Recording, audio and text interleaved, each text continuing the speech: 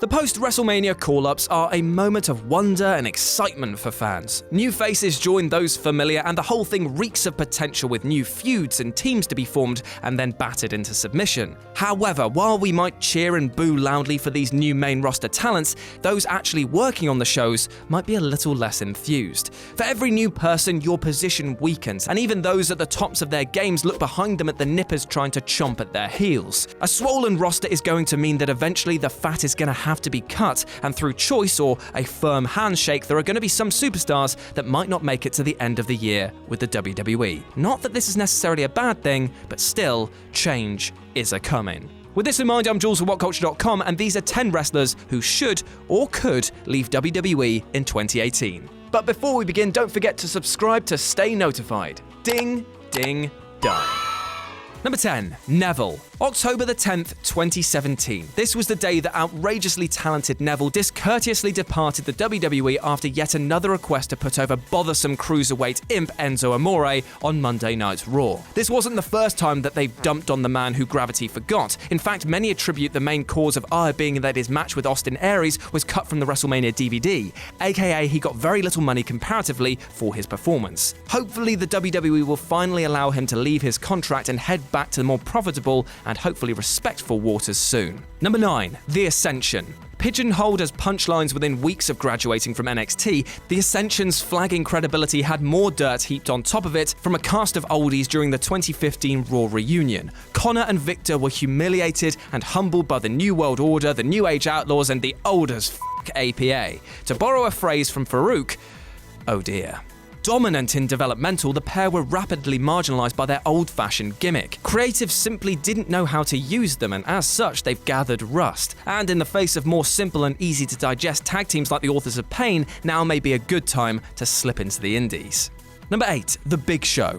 A regular feature in lists such as these for the past few years now, the Big Show's persistent presence on WWE television hasn't been without moderate merit. Fading away on his back rather than going out with a bang on top, the world's largest athlete has put over a myriad of younger stars while maintaining a position still recognized as top of the card. From playing a crucial role during the embryonic stages of the Yes movement in 2011 to getting Braun Strowman's hands last year, Show has given his giant frame to the cause enough times to warrant a farewell as large as he is. If played right, he could sow the seeds to somebody else's mania moment and pass the torch in dramatic fashion.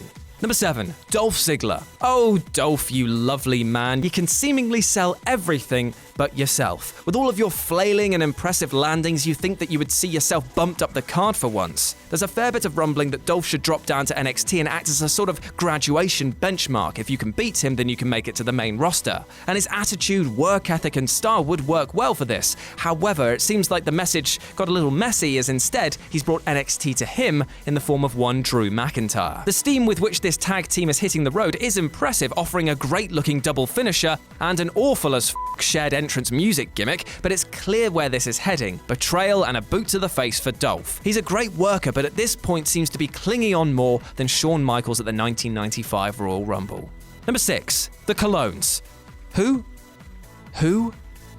Oh, right, them. Yes, I know that's mean, but they need to go. Zero screen time, a car crash of a sales pitch gimmick are like Alzheimer's for fans. We simply don't remember them, as sad as it is. Number 5. Tamina. You have to feel sorry for Tamina. She was a high-flying threat during the period of decay in the Divas division, but she was later left behind by the uber-talented crew that burst through in the wake of the Women's Revolution, and has only fallen further down the pecking order thanks to a recent injury. The problem is obscurity. What does she offer the roster that already doesn't exist? Nia Jax is the monster, Ember Moon is now the high flyer.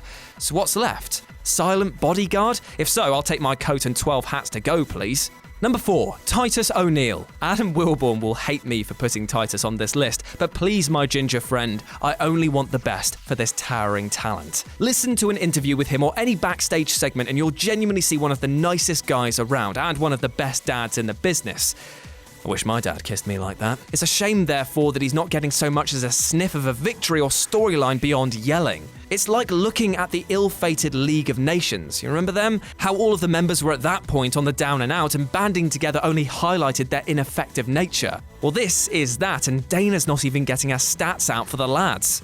Cheap pun aside, Titus, with the modicum of traction he has left, should be taking that heat to different venues. Number 3. Goldust.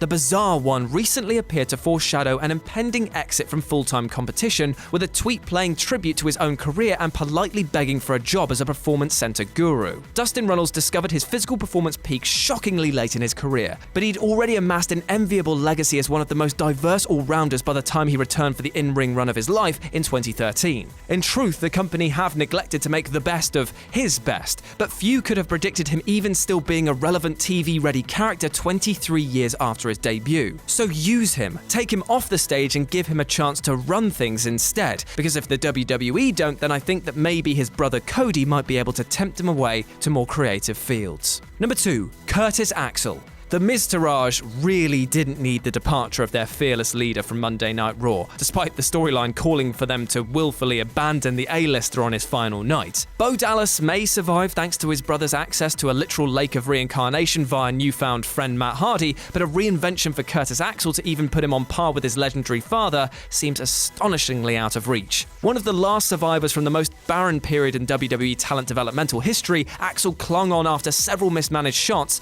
but one has to wonder if he's got the strength and determination for one more push. And number 1, Brock Lesnar. $500,000 every time he appears on a pay-per-view. Jesus, that is a lot of money for what may amount to that little jig Brock Lesnar does on the way to the ring. It's the Beast's most lucrative stint yet, but represents possibly the least appealing deal since Vince McMahon reopened his arms to the former UFC champion back in 2012. Fans are souring on his title reign, and matches between Samoa Joe, AJ Styles and Reigns have been less than stellar. He's exempt from the 50-50 booking that plagues the rest of the roster, and it's going to be a big loss when he eventually does stay down for the 3 count. But with such a high cost per match, you have to wonder, is he going to have the title shifted off him quickly and then told to stay at home? Or are we going to be witness to a slow erosion of patience until the belt means less than it should? Only time will tell, but it's likely that Brock won't be coming back once his duties are finally over. Gosh, can you believe that person said that about that particular video on that entry? I sure can't. But you should like, share and subscribe below anyway. And also, the people who made this video, they're right here. Go follow them and give them some love. Also, there's more content, probably above my head. Check it out. Or don't. 50-50.